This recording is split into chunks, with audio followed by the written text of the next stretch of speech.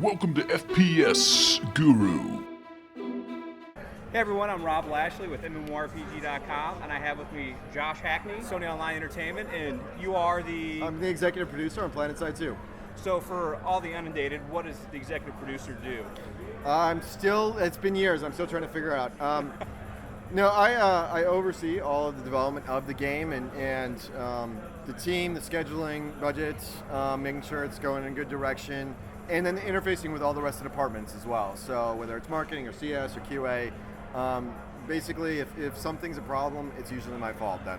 So you're the unfortunate guy who has the task of reining in Matt and Trammell. Yeah, exactly right. I don't envy your job. Well, we have kennels in the office, and so when they get really bad, we put them away for a little bit. They get pretty grown about it, but it goes well.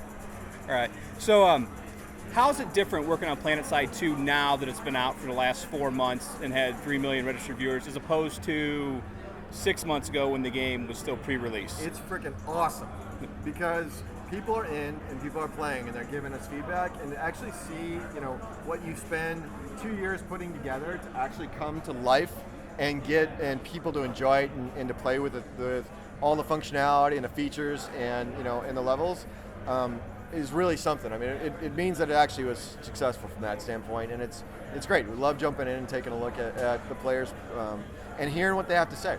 Okay, so you guys just had 2 major announcements today. Let's talk about the first one. Okay. You guys have aligned yourself with MLG. That is correct. So what can we see in store for the future of Planetside 2 with MLG?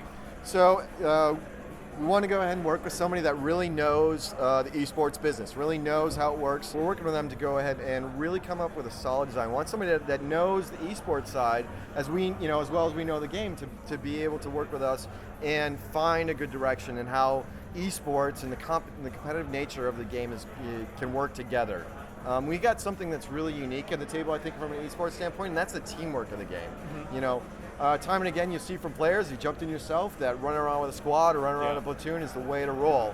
And it's really interesting dynamic that really can bring something new to the esports area. The second big announcement you guys had today was the 6-month roadmap for the game. Yeah. You want to talk a little bit about that? So, over the last year, we've been engaging the community in a lot of different ways. Sometimes at events, sometimes Matt or one of the designers would go ahead and stream or jump on Reddit. But what we really want to do over the course of this year and starting today is engage the community and get their feedback on where we think we should take the game. Here's, we put out today 60-some particular features that we're talking about putting in over the course of the next 6 months. We've supported that with some Reddit voting, up and down voting that you can go ahead and put in there, and give you a quick description of what we think, that feature and how it would work actually in the game. Tell us what your thoughts are. Tell us how, what you think, how these things should be tweaked. We're going to go ahead and make tweaks to where it should go and how we do that implementation based on community feedback. It's really a change from this is our game to this is the community's game.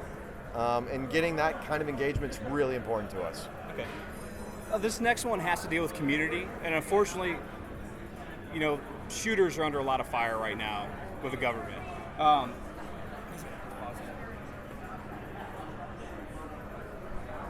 It's a good thing we got post-production on this. It's always a wonderful thing.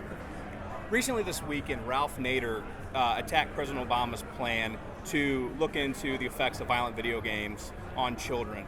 And he actually went so far as to call makers of violent video games electronic child molesters. How does comments like that from politicos, what do you do with things like that? You try to ignore it. I mean, they're trying to get a soundbite in some cases, and there's not much you can say. I think it's offensive, to be perfectly honest, but like every other politician, if they want to go ahead and say what they want to say, I guess that's their right. Okay. But on a more positive note, who are you pulling for today? Oh, TR, definitely. Come on, you got to go ahead and see it. Well, we appreciate your time. Thank you, sir. Thanks for sitting down with us. Appreciate it.